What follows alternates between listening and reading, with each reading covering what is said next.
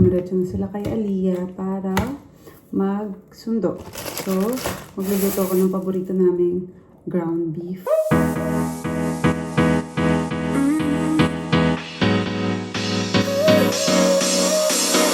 Work is almost over, summer's getting closer.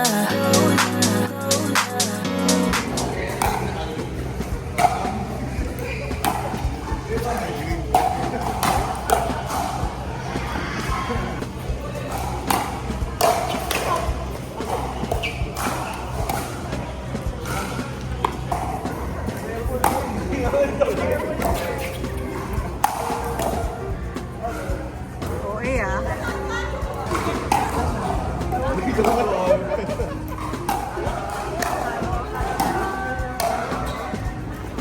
Bye-bye.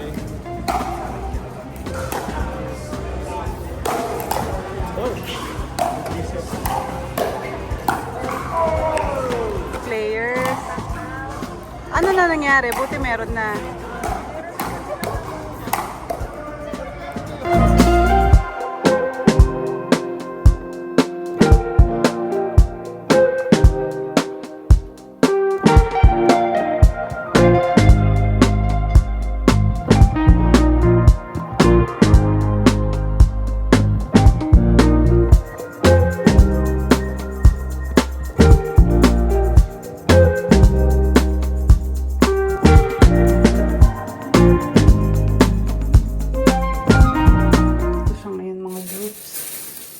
Ingredients. Okay? So, I'll try it.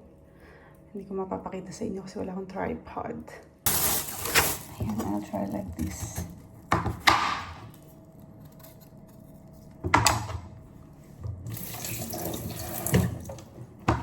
Bahan ko muna pala.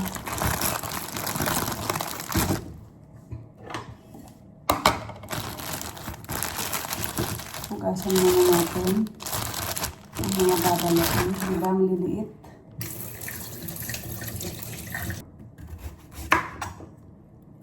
Hindi masyadong magaling dito guys ha. Disclaimer lang. I'm trying my best.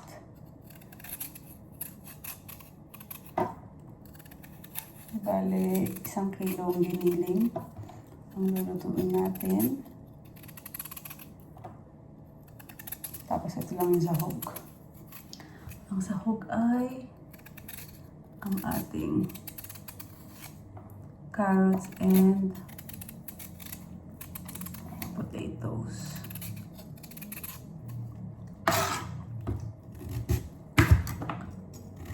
Cut natin siya into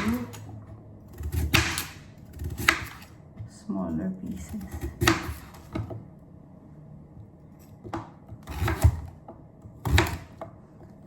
Totoo lang, takot ako mag-cut ng mag-cut kasi baka mahiwa ako. Hindi ako masyadong magaling dito.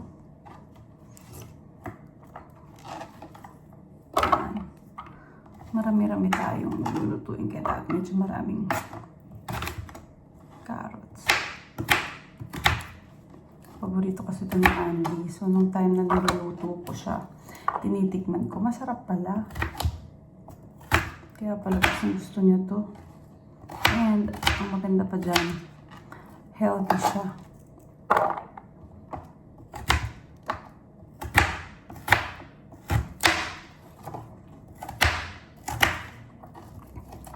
Okay, tapos na tayo sa carrots. Dito naman tayo sa maliliit na patatas. Actually, ang liliit kasi nung nabili ko, medyo mali.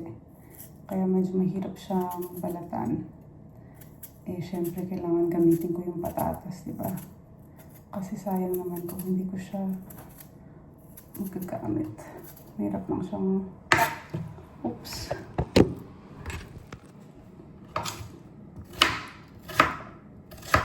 Ayan.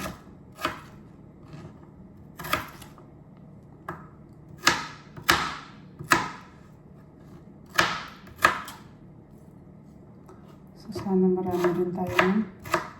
Kung gaano karami yung ating carrots, ganun din sana to patatas.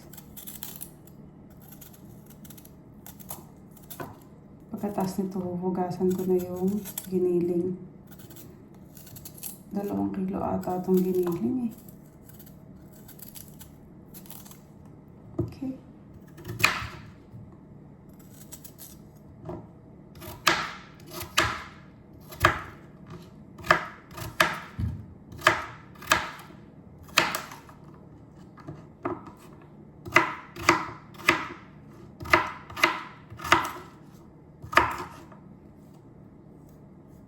Okay, tapos na tayo mag-balat.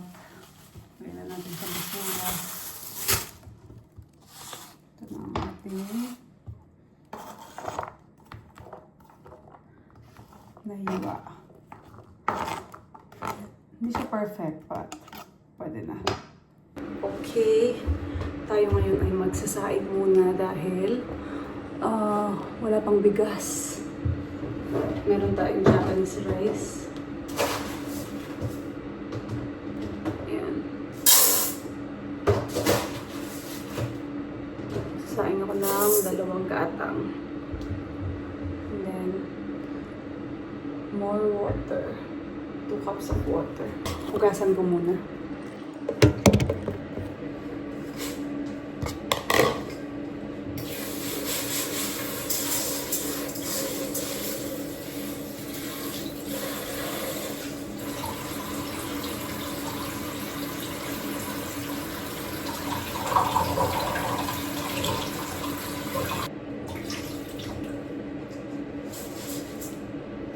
Okay. Oops, basa.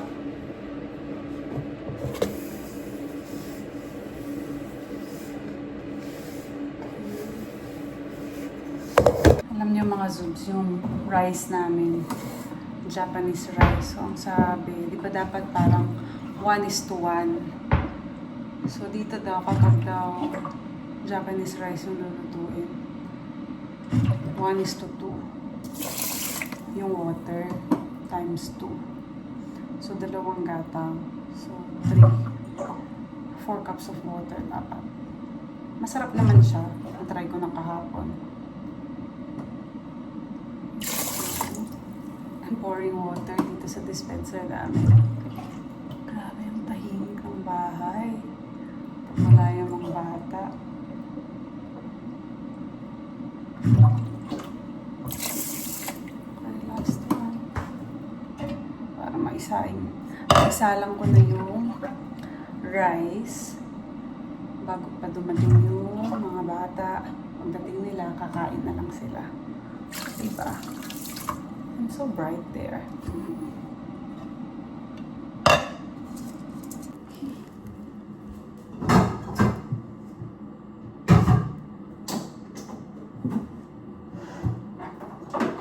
Let's just press. Okay, and then wait. Natin. Okay. Dito tayo para mas kita na siguro ang mga ganap. Magluluto muna tayo ng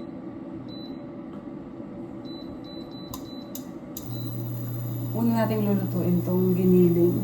Kasi mamaya magluluto pa ako ng egg. Scrambled egg ang request ni Mimi. Tapos si Lele, tsaka si King. Nagluto na ako ng sinigang kahapon. I-reheat ko lang. Nasa fridge lang siya. Ay, mali.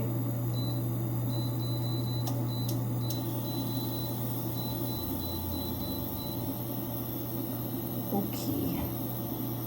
Painit muna natin. I'm going to prepare na rin the eggs for later. So, maglalagay dito yung magic syrup for pero konti lang.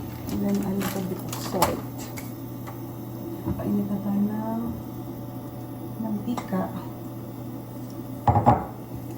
Ito na nga pala yung giniling natin. Malinis ko na to kanina.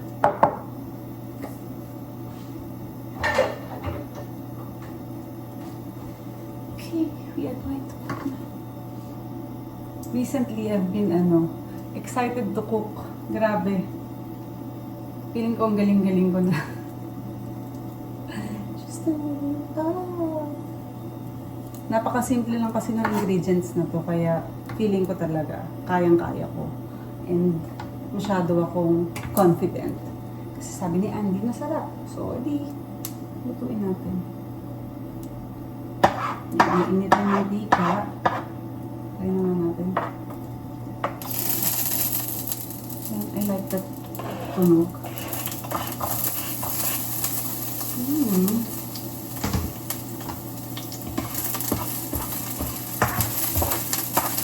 Masarap ng amoy. Medyo lutuin mo natin ng konti ng bawang. Igigisa natin yung carrots at itong patatas. Para meron din siyang konting isa.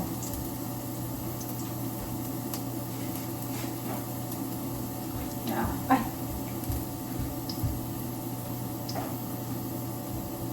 I forgot to tell you.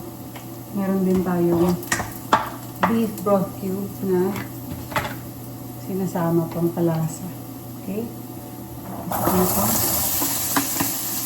ang carrots at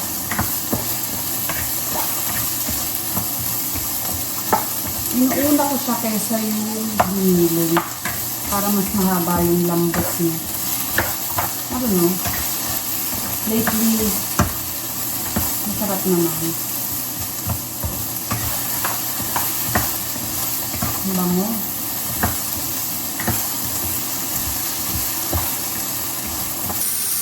So there you go. Yung sura na ngayon. Okay. Talagyan na natin ng ating niling. This is 1 kilo.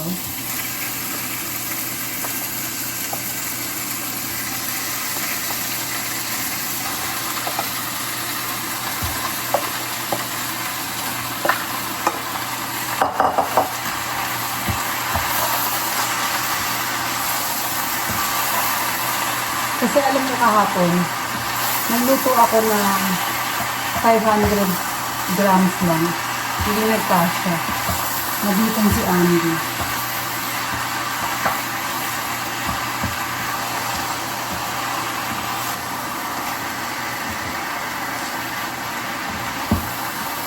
Ayan, make sure lahat ay ano na siya, dapat nag-brown na. Tapos lalagyan ko na ng tomato sauce.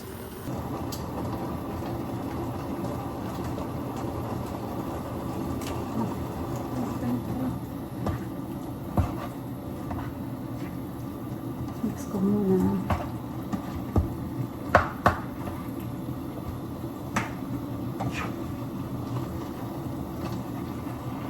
Lalagyan na natin ng chicken broth cubes.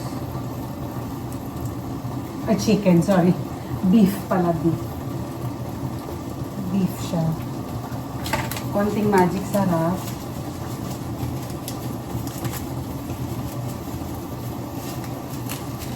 Asin. Mamaya titikman natin para malaman natin kung sakto-sakto lang yung timpla. Okay, habang pinakukulong natin siya, gagawa na ako ng egg. Scrambled egg ang gusto namin. Famous egg with cheese and milk.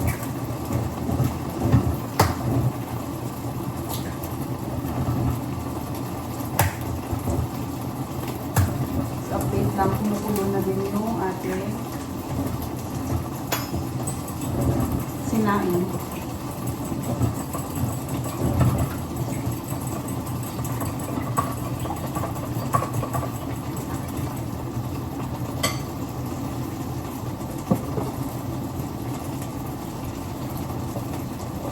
Tapos na ito.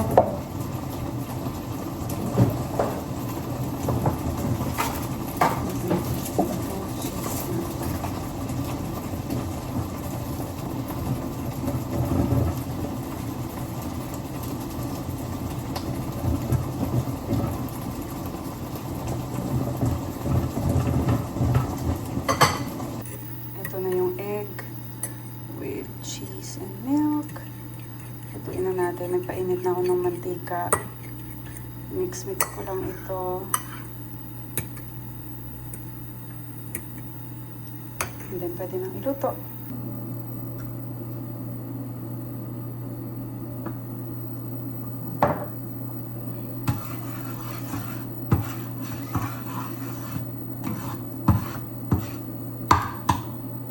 Painit muna tayo ng mantika.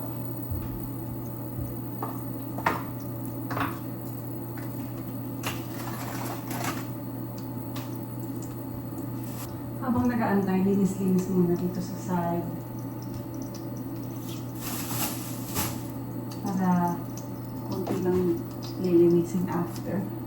Luto na nga pala itong liniling natin yung juice. Aray ko!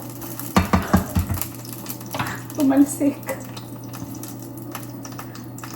Ano ba yan? Hindi pa kasi mantika kaya hindi na awang.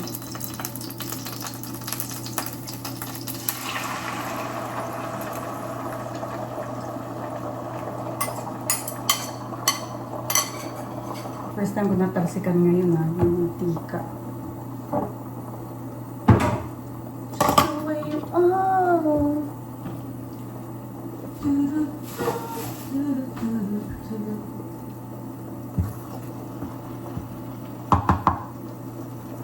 Shit. Lagyan mo Diba?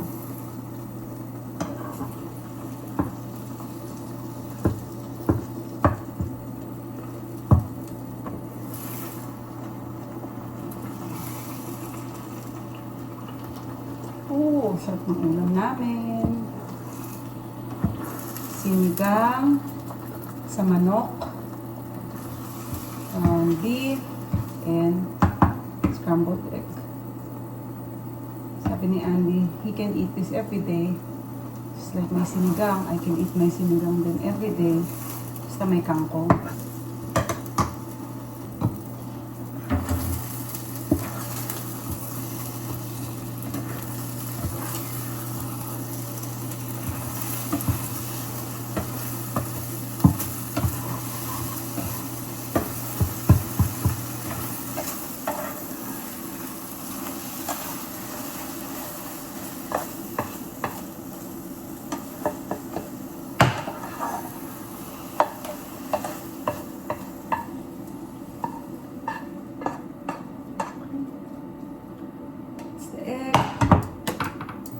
I'm done cooking for today. So, let's set the table na.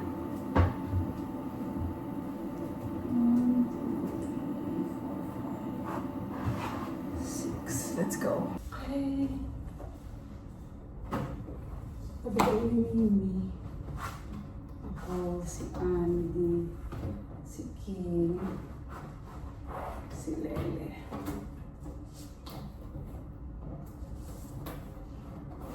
Sobra pala.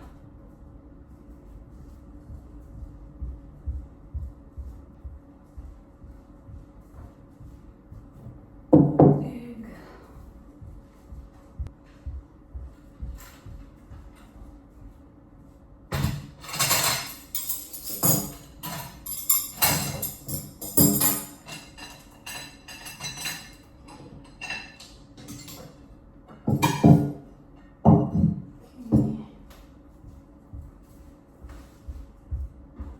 Iinitin ko pa pala yung ulam na sinigang.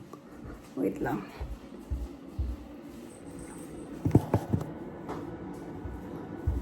Ito yung sinigang kahapon. Ito natin.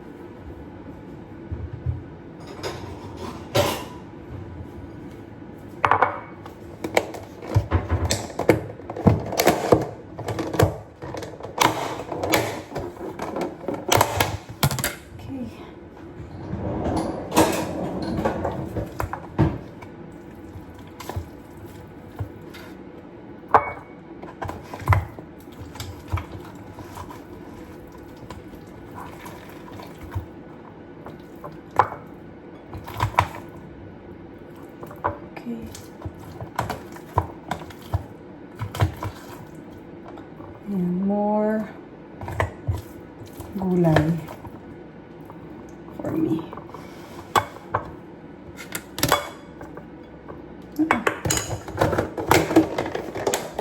So, ito siya. Lalagay natin sa microwave namin. Okay, nakapag-prepare na ako. The giniling, the rice, the egg, and the sinigang. Siyempre, meron tayong banana for dessert at saka watermelon. Ayan, ngayon lang ako nakakomplete ng meal ulit for this year. Ready na. Kaso wala pa sila. Wait natin. So, habang nag-wait, magliligpit muna ako. Wala naman tayo masyadong kailangan ligpitin.